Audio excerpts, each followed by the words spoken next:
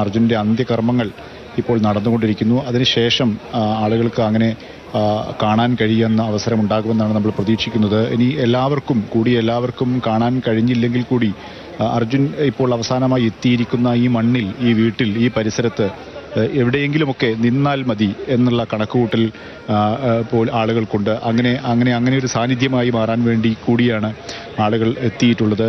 അതുകൊണ്ട് തന്നെ ആളുകൾ നൂറുകണക്കിനായ ആളുകൾ ഇപ്പോൾ വരിയായി ഇവിടെ നിൽക്കുന്നുണ്ട് അവസാനമായി ഒരു നോക്ക് കാണാൻ വേണ്ടി. പക്ഷേ ഈ സ്നേഹം, മനുഷ്യത്വം, സാഹോദര്യം എന്നൊക്കെ നമ്മൾ പറയാറുണ്ട്, നമ്മൾ വാക്കുകൾ പലപ്പോഴും വായിക്കാറുണ്ട്. പക്ഷേ അക്ഷരാർത്ഥത്തിൽ അതൊക്കെ നമുക്ക് നേരിട്ട് കാണണമെങ്കിൽ നമുക്കൊരു പക്ഷേ അർജുൻ അതിൻ്റെ എല്ലാത്തിൻ്റെയും ഒരു പ്രതീകമായി അർജുൻ്റെ ഈ അന്ത്യയാത്ര മാത്രമല്ല, അർജുൻ്റെ കാണാതായത് മുതലുള്ള ഈ അനുഭവങ്ങൾ, ഓരോ അനുഭവങ്ങളും നമുക്ക് അത് മനസ്സിലാക്കി തരുന്നുണ്ടായിരുന്നു.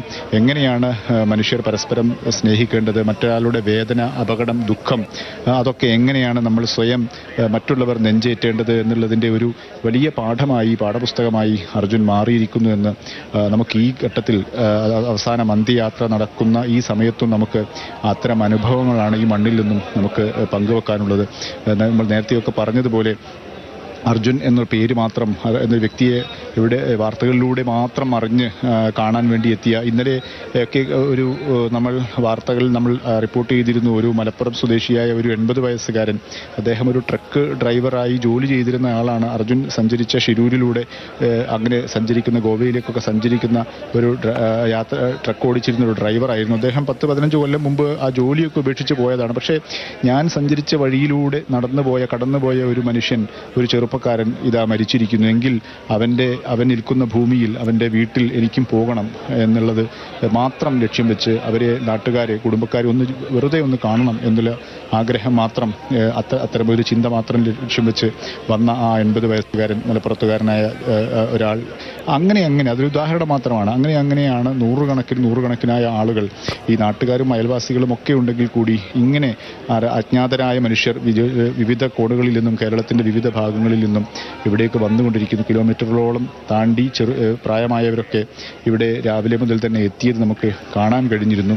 അവർക്കെല്ലാം ഈ അർജുൻ്റെ ഈ വേദന സ്വയം ഏറ്റെടുത്താണ്, സ്വയം വിങ്ങലായി അവർക്ക് കഴിഞ്ഞ 72 ദിവസവും. പക്ഷേ ഇടയ്ക്ക് നമ്മൾ പറഞ്ഞതുപോലെ അർജുൻ്റെ സജീവമായി നമ്മളൊക്കെ റിപ്പോർട്ട് ചെയ്തുകൊണ്ടിരുന്നതാണ് അർജുൻ എവിടെയെന്ന് ചോദ്യം. പക്ഷേ ഇടയ്ക്ക് സ്വാഭാവികമായും മറ്റു ചില വാർത്തകളൊക്കെ വന്ന് നമ്മൾ അല്പം അർജുൻ്റെ വാർത്തകളൊക്കെ മാറിയ സമയത്ത് നമ്മളൊക്കെ ഗ്രൗണ്ടിൽ മറ്റ് വാർത്തകൾ റിപ്പോർട്ട് ചെയ്യാൻ പോകുമ്പോൾ സാധാരണക്കാരായ മനുഷ്യർ നമ്മോട് അന്വേഷിക്കുമെന്ന് നമുക്ക് അനുഭവപ്പെട്ടിരുന്നു. അർജുൻ എവിടെ, എന്താണ് നിങ്ങൾ, അർജുനെക്കുറിച്ചുള്ള വാർത്തകളൊന്നും ഇല്ലേ എന്നുള്ളൊരു ചോദ്യം നമ്മോട് അവർ ചോദിക്കുന്നത് നമ്മൾ കേൾക്കാറുണ്ടായിരുന്നു. അപ്പോൾ നമ്മൾ അവരോട് അതിൻ്റെ നടപടികൾ നടക്കുന്നുണ്ട് എന്നുള്ള മറുപടി നമ്മൾ പറയും. പക്ഷേ അപ്പോൾ നമുക്ക് മനസ്സിലാകുന്നൊരു കാര്യം, അങ്ങനെ കേരളത്തിലെ ഓരോ മനുഷ്യർക്കുള്ളിലും നെഞ്ചിലും ഒരു ചോദ്യമായി അർജുൻ എവിടെയെന്ന ചോദ്യം നിലനിന്നിരുന്നു. അർജുന് വേണ്ടിയുള്ള ഏറ്റവും ഒടുവിൽ അർജുനൻ്റെ ശേഷിപ്പുകൾ കണ്ടെടുത്ത സമയത്ത് അവരെല്ലാവരുടെയും, ഈ കുടുംബത്തിൻ്റെയും നമ്മുടെയും കണ്ടതെന്ന് റിപ്പോർട്ട് ചെയ്യുന്ന മാധ്യമപ്രവർത്തകരും കുടുംബവും ഒക്കെ ആ രീതിയിൽ കണ്ടത്, അതേ വേദന അനുഭവിക്കുകയായിരുന്നു കേരളത്തിലെ ഓരോ മനുഷ്യരും എന്നാണ് നമുക്ക് മനസ്സിലാക്കാൻ സാധിക്കുന്നത്. അതിനുള്ള ഒരു തെളിവായി, അല്ലെങ്കിൽ അതേ വേദന പങ്കുവെച്ചുകൊണ്ടാണ്, നെഞ്ചേറ്റിക്കൊണ്ടാണ് പുലർച്ചെ മുതൽ തന്നെ, പക്ഷേ ഇന്നലെ രാത്രിയോടെ തന്നെ പലരും ഇവിടേക്ക് എത്തിക്കൊണ്ടിരുന്നു, ഈ പ്രദേശത്തേക്ക് എത്തിക്കൊണ്ടിരുന്നത് നമുക്ക് കാണാൻ കഴിഞ്ഞിരുന്നു. അങ്ങനെ ഈ മനുഷ്യർ, കേരളം ഒന്നാകെ മനുഷ്യത്വമുള്ളവർ നെഞ്ചേറ്റിയ ഒരു ചെറുപ്പക്കാരൻ, അവൻ്റെ അന്ത്യയാത്രയാണ് ഇപ്പോൾ, അവസാന യാത്രക്ക് ഒരുങ്ങിയിരിക്കുന്നു ആ വീട്ടിലേക്ക് എന്നുള്ളതാണ്.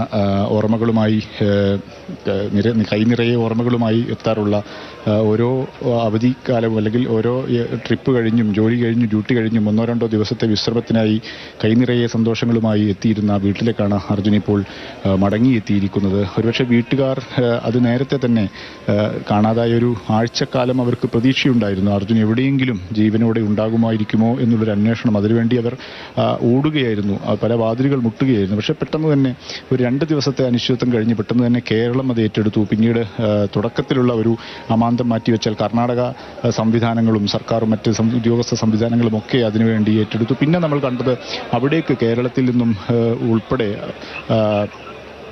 മറ്റ് സംസ്ഥാനങ്ങളിൽ ഉൾപ്പെടെയുള്ളവരൊക്കെ ആ ശിരൂരിലേക്ക് പോകുന്നതായിരുന്നു. അർജുനെ, ഞങ്ങളുടെ സഹോദരനെ കാണണം, അവനെ കണ്ടെടുക്കണം എന്ന ലക്ഷ്യത്തോടു കൂടി അങ്ങോട്ട് പോകുന്നത് നമ്മൾ കണ്ടു. അതിനുശേഷം ഇങ്ങോട്ട് സമാനതകളില്ലാത്ത വിധമുള്ള ഒരു മനുഷ്യ സാഹോദര്യത്തിൻ്റെ ഒരു അനുഭവങ്ങളായിരുന്നു നമ്മൾ കണ്ടുകൊണ്ടിരുന്നത്. ജിതിൻ്റെ ബന്ധുക്കളും ഈ അർജുൻ്റെ ബന്ധുക്കൾ ആയ ജിതിനും സഹോദരനും ലോറിയുടമ മനാഫും ഉൾപ്പെടെയുള്ളവരുടെയൊക്കെ അനുഭവങ്ങൾ നമ്മൾ ഏറെ കേട്ടതാണ്, അറിഞ്ഞതാണ്.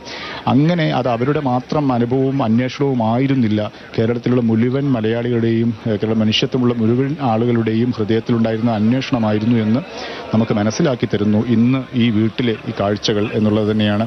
അവർ മണിക്കൂറുകളോളമായി പുറത്ത് ഇങ്ങനെ കാത്തിരിക്കുക എന്നുള്ളത് ലുപരിയായി അർജുനുള്ള ഇടത്ത് ഞങ്ങളും നിൽക്കുക, ഒരു സാന്നിധ്യമായി അവൻ്റെ കൂടെ ഉണ്ടാവുക എന്നുള്ള ഒരു ലക്ഷ്യത്തോടു കൂടി, ചിന്തയോടുകൂടി ആളുകൾ ഇങ്ങനെ ഇവിടെ കൂട്ടം കൂടി തടിച്ചുകൂടി നിൽക്കുന്നതാണ് നമ്മൾ കാണുന്നത്. നേരത്തെ കെ രാഘവൻ സൂചിപ്പിച്ചിരുന്നു, നമ്മളോടും പലപ്പോഴും നമ്മൾ പറഞ്ഞതാണ്. അതായത് ആ ഘട്ടത്തിലൊക്കെ ഒരു ട്രക്ക് ഡ്രൈവർക്ക് വേണ്ടി എന്തിന് ഇങ്ങനെയുള്ള അന്വേഷണം, ഇത്രയും അന്വേഷണങ്ങളും ഫോൺ വിളികളും ഒക്കെ എങ്ങനെ വരുന്നു എന്നുള്ളൊരു ചോദ്യം ആ ഘട്ടത്തിൽ കർണാടകയിൽ നിന്ന്, അത് സാധാരണക്കാരായ ആളുകളായിരിക്കും ഒരുപക്ഷെ, സർക്കാർ സംവിധാനങ്ങൾ ഒരുപക്ഷെ അവർക്ക് അത്തരമൊരു അനുഭവം അവർക്ക് അവിടെ ഉണ്ടായിട്ടുണ്ടാവില്ല. അപ്പോഴാണ് അങ്ങനെയൊക്കെയുള്ള ചോദ്യങ്ങളുണ്ടായിരുന്നു. അതിനെല്ലാമുള്ള മറുപടിയാണ്, മറുപടി എന്നതിലുപരിയായി അത് പ്രത്യേകിച്ചും നമുക്ക് ഒരുപക്ഷെ അങ്ങനെ പ്രാദേശികമായ ഒരു മേനി പറച്ചിൽ എന്നതിലുപരിയായി മലയാളിയായ ആളുകൾ മനുഷ്യജീവന് എത്രത്തോളം വില കൽപ്പിക്കുന്നുണ്ട്, എത്രത്തോളം മൂല്യം കൽപ്പിക്കുന്നുണ്ട്, അത് അവൻ്റെ സ്ഥാനമാനങ്ങളോ പദവികളോ രാഷ്ട്രീയ പദവികളോ സമ്പന്നതയോ അതൊന്നുമല്ല, മറിച്ച് മനുഷ്യത്വമുള്ള സാധാരണ ജീവനുള്ള ഒരു മനുഷ്യൻ എന്നുള്ള ഒരു വികാരം അവരെ നയിക്കുന്നത്. അത് ഏത് നിലയിലുള്ള മനുഷ്യരായാലും അവരുടെ ഓരോ മനുഷ്യൻ്റെ ജീവനും വിലയുണ്ട്, മൂല്യമുണ്ട് എന്ന് മലയാളി ലോകത്തോട് വിളിച്ചു പറയുക കൂടിയായിരുന്നു എന്നുള്ളതാണ്. അങ്ങനെ 100 പാഠങ്ങൾ പലർക്കും നൽകിക്കൊണ്ടുകൂടിയാണ് അർജുൻ ഇപ്പോൾ അന്ത്യയാത്രക്കായി ഈ കണ്ണാടിക്കലെ വീട്ടിലേക്ക് എത്തിയിരിക്കുന്നത്. ഇവിടെ തടിച്ചുകൂടിയിരിക്കുന്ന ആളുകളിൽ അയൽവാസികൾ ആയ ആളുകളുണ്ട്, ബന്ധുക്കൾ നമ്മൾ നേരത്തെ പറഞ്ഞിരുന്നു. അവർ മനോധൈര്യമുണ്ട്, തുടക്കം മുതൽ തന്നെ മനസ്ഥൈര്യത്തോടു കൂടിയാണ് അർജുന് വേണ്ടി അന്വേഷണത്തിന് ഇറങ്ങിയത്. പക്ഷേ എത്ര മനോധൈര്യമുണ്ടെങ്കിൽ കൂടി ഞങ്ങളുടെ കൂടപ്പിറപ്പ്, തൻ്റെ പ്രിയപ്പെട്ട മകൻ, ഭർത്താവ്, സഹോദരൻ ഒക്കെ അവസാനം ഇങ്ങനെ എത്തുമ്പോൾ അവരെ ഹൃദയം നുറുങ്ങുന്ന ഒരു അനുഭവത്തിലുള്ളുലയ്ക്കുന്ന അനുഭവത്തിലിരിക്കുകയാണ്. അവർ അന്ത്യയാത്ര നൽകുകയാണ് ഇപ്പോൾ അർജുന് കുടുംബാംഗങ്ങൾ. ഒപ്പം തന്നെയാണ് ഈ അയൽവാസികളായ നാട്ടുകാരായ ആളുകൾക്കൊക്കെ വളരെ വളരെ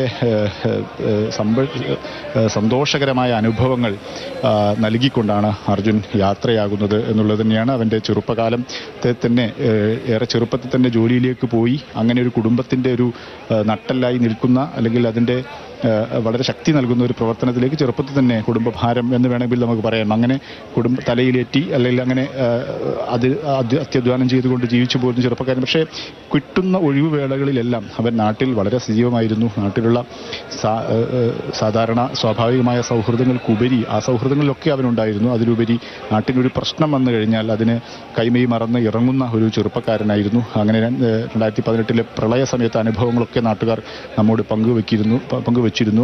ആ സമയത്ത് ചെറുപ്പക്കാരെ, തൻ്റെ സുഹൃത്തുക്കളെ സംഘടിപ്പിച്ച് നാടിന് വേണ്ടി രംഗത്തിറങ്ങാൻ വളരെ സജീവമായി ഉണ്ടായിരുന്ന ഒരു ചെറുപ്പക്കാരനായിരുന്നു. അങ്ങനെ അനുഭവമുള്ള ഓർക്കുന്ന ആളുകൾക്കെല്ലാം, കുടുംബാംഗങ്ങൾക്ക് മാത്രമല്ല നാട്ടുകാർക്കൊക്കെ ഒരു പ്രിയപ്പെട്ട സഹോദരൻ ആയി അർജുൻ ആ ചെറുപ്പക്കാരൻ ആയിരുന്നു എന്നുള്ളത് തന്നെയാണ് നമുക്ക് ഇവിടെ നിന്നും ലഭിക്കുന്ന അനുഭവങ്ങൾ. അതിന് അക്ഷരാർത്ഥത്തിൽ ആ അർജുൻ്റെ കഴിഞ്ഞ കാല ജീവിതത്തെ അക്ഷരാർത്ഥത്തിൽ പ്രതിഫലിപ്പിക്കുന്നത് തന്നെയാണ് അർജുൻ എന്നുള്ള ആ ചെറുപ്പക്കാരന് കേരളം മുഴുവൻ നെഞ്ചേറ്റിയ ഒരു സാഹചര്യമുണ്ടായത്. ആ കാഴ്ചയാണ് നമ്മൾ കണ്ടുകൊണ്ടിരിക്കുന്നത്. ഒപ്പം തന്നെയാണ് ഈ സാഹോദര്യത്തിനും മനുഷ്യത്വത്തിനും കേരളം നൽകുന്ന വില എത്രത്തോളമാണ് എന്നുള്ളതും നമുക്ക് ഇവിടെ നിന്ന് തെളിഞ്ഞു കിട്ടുന്നു എന്നുള്ളത് തന്നെയാണ്. വലിയ അനിശ്ചിതത്വം തിരച്ചിലിൽ ഉണ്ടായിരുന്നു എന്നുള്ളൊരു വസ്തുതയാണ്. നമ്മളെല്ലാം അത് കണ്ടതാണ്. അനിശ്ചിതത്വം ഉണ്ടായ സമയത്തൊക്കെ കുടുംബത്തിൻ്റെ നിശ്ചയദാർഢ്യം ഒരു വാതിലടയുമ്പോൾ മറ്റൊരു വാതിൽ പോയി മുട്ടുന്നു. അത് ഒരുപക്ഷെ മകൻ ജീവനോടെ ഇല്ല എന്ന് അറിഞ്ഞിട്ടുകൂടി, അപ്പോഴൊക്കെ തകർന്നു പോകേണ്ട ഘട്ടമാണ് കുടുംബത്തിനൊക്കെ. സാധാരണഗതിയിലൊക്കെ ഒരു സാധാരണ കുടുംബങ്ങൾക്കൊക്കെ അങ്ങനെ സംഭവിക്കാറുണ്ട്. അങ്ങനെ തകർന്നിരിക്കാതെ, ഇപ്പോൾ തകർന്നിരിക്കേണ്ട സമയമല്ല, അർജുന് വേണ്ടിയുള്ള ഓരോ വാതിലുകളും മുട്ടേണ്ട സമയമാണെന്ന് കുടുംബത്തിന് തിരിച്ചറിയാമായിരുന്നു. അങ്ങനെ അവരെല്ലാ വാതിലുകളും മുട്ടേണ്ടടുത്തൊക്കെ മുട്ടി എന്നുള്ളത് തന്നെയാണ്. അതിന് കേരളം ഒന്നാകെ അവരുടെ കൂടെ നിന്നു, സംവിധാനങ്ങൾ കൂടെ നിന്നു. അതുകൊണ്ട് തന്നെയാണ് 72 ദിവസങ്ങൾക്ക് ശേഷം അർജുനൻ്റെ അവശേഷിപ്പുകളൊക്കെ നമുക്ക് അങ്കവാലി പുഴ നിന്നും കണ്ടെടുക്കാൻ കഴിഞ്ഞത്, ആഴങ്ങളിൽ കണ്ടെടുക്കാൻ കഴിഞ്ഞത്. പക്ഷേ 72ാമത്തെ ദിവസമാണ് ആ ലോറിയും അതുപോലെ തന്നെ അർജുൻ്റെ മൃതദേഹവും കണ്ടെത്താൻ കഴിഞ്ഞിട്ടുള്ളത്. നോക്കൂ, ആ ജനസഞ്ചയത്തെ നോക്കൂ, കണ്ണീർ കടലായി മാറിയിരിക്കുകയാണ്. ഒരുപക്ഷെ ഒരിക്കൽ പോലും അർജുനെ കണ്ടിട്ടില്ലാത്ത അനവധി മനുഷ്യർ, അർജുൻ എന്ന പേര് വാർത്തകളിലൂടെ മാത്രം അറിഞ്ഞിട്ടുള്ള മനുഷ്യർ നിറഞ്ഞ കണ്ണുകളോടെ അർജുന് അന്ത്യാഞ്ജലി അർപ്പിക്കാൻ കണ്ണാടിക്കലെ ആ വീട്ടിലേക്ക് ഒഴുകിയെത്തിക്കൊണ്ടിരിക്കുകയാണ്. ഒരു സാധാരണ മനുഷ്യന് ഇതുപോലെ ഒരു യാത്രയപ്പ് ഒരിക്കലും ഉണ്ടായിട്ടില്ല ഈ നാട്ടിൽ. കഴിഞ്ഞ 70-ലധികം ദിവസങ്ങളായി കേരളത്തിൻ്റെ നെഞ്ചുടിപ്പായി മാറുകയായിരുന്നു അർജുൻ. ഷിരൂരിൽ ഗംഗാവലി പുഴയുടെ ആഴങ്ങളിൽ മാഞ്ഞുപോയ അർജുൻ്റെ ലോറിയെക്കുറിച്ച് നമ്മളെല്ലാവരും ആശങ്കപ്പെട്ടു. അർജുൻ്റെ അമ്മ മാത്രമല്ല, ആ കുട്ടിയെ കിട്ടിയോ മോനെ എന്ന് ചോദിച്ച ഒരുപാട് പേരെ ഞാൻ കണ്ടിട്ടുണ്ട്, കേട്ടിട്ടുണ്ട്.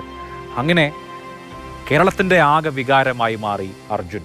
ആ അർജുൻ അവസാനമായി അർജുൻ്റെ വീട്ടിലേക്ക് എത്തിയിരിക്കുകയാണ്. അവസാനമായി അർജുന് വിട നൽകുകയാണ്. ഇനി ഒരു യാത്രയില്ല, ഇത് അവസാന യാത്രയാണ്. ഓഗസ്റ്റ് 18-ാം തീയതി ജോലി കഴിഞ്ഞ് ആ വീട്ടിലേക്ക് തിരികെ എത്താനിരുന്ന അർജുൻ എത്തിയില്ല. ആ അർജുന് വേണ്ടിയുള്ള തിരച്ചിലിൽ, ആ അർജുന് വേണ്ടിയുള്ള കാത്തിരിപ്പിലായിരുന്നു ആ വീട്. അങ്ങനെ കാത്തിരുന്ന വീട്ടിലേക്ക് ഒരിക്കൽ കൂടി അവസാനമായി അർജുൻ എത്തിയ ഈ നിമിഷം, ആ നിമിഷത്തിൻ്റെ ഭാരം അത് സങ്കല്പിക്കാവുന്നതിനപ്പുറത്താണ്. ഈ നിമിഷത്തിൻ്റെ വിങ്ങൽ അത് സകല വാക്കുകൾക്കും മേലെയാണ്. എന്നെന്നും ഹൃദയത്തിലുണ്ടാകും അർജുൻ എന്ന് പ്രഖ്യാപിക്കുകയാണ് ഈ നാട്. അർജുൻ ഈ നാടിൻ്റെ മകനാണ് എന്ന് പ്രഖ്യാപിക്കുകയാണ്. ഒരു നാട് നെഞ്ചോട് ചേർത്ത് അർജുൻ എന്ന പ്രിയപുത്രനെ സ്വീകരിക്കുകയാണ്. കണ്ണാടിക്കലിൻ്റെ മണ്ണ് അർജുനെ ഏറ്റുവാങ്ങാൻ ഒരുങ്ങിയിരിക്കുന്നു. നാടിൻ്റെ നാനാഭാഗത്തു നിന്നും കൂട്ടം കൂട്ടമായി ജനങ്ങൾ, ചെറിയ ചെറിയ കൈവഴികൾ ചേർന്നൊരു മഹാസമുദ്രമാകുന്നത് പോലെ ജനസാഗരം. ആ ജനസാഗരത്തിൽ ജനനേതാക്കളുണ്ട്, ജനപ്രതിനിധികളുണ്ട്, സാധാരണ മനുഷ്യരുണ്ട്. ജോലി പോലും മാറ്റിവെച്ച് ഭക്ഷണം കഴിക്കാതെ ആ മോനെ ഒന്ന് കാണട്ടെ എന്ന് പറഞ്ഞ് കൂടിയിരിക്കുന്ന ഒരുപാട് പേരുണ്ട്. വയോധികരുണ്ട്, ചെറിയ മക്കളുണ്ട്. അർജുനുമുണ്ട് ഒരു മകൻ. ഗംഗാവലിപ്പുഴ ആ മകന് തിരിച്ചു കൊടുത്തത് അവൻ്റെ പ്രിയപ്പെട്ട കളിപ്പാട്ടം മാത്രമാണ്. ഒരു നാട് അർജുന് വിട നൽകുകയാണ്. എന്നും ഹൃദയത്തിൽ ചേർത്ത് വെച്ച് വിട നൽകുകയാണ്. അർജുൻ ഒരു വിതുമ്പലായി തൊണ്ട തടയുകയാണ്. അർജുൻ ഒരു കണ്ണീർ കണമായി മാറുന്നു ഈ നിമിഷത്തിൽ. പ്രിയപ്പെട്ട അർജുന് കേരളം വിട നൽകുകയാണ്. അവസാനമായി ജന്മനാട്ടിലെത്തിയിരിക്കുകയാണ്. അവസാനമായി സ്വന്തം വീട്ടിലെത്തിയിരിക്കുകയാണ്. പ്രിയപ്പെട്ട അർജുന് കേരളം കണ്ണീർ പൊഴിച്ചുകൊണ്ട് വിട നൽകും.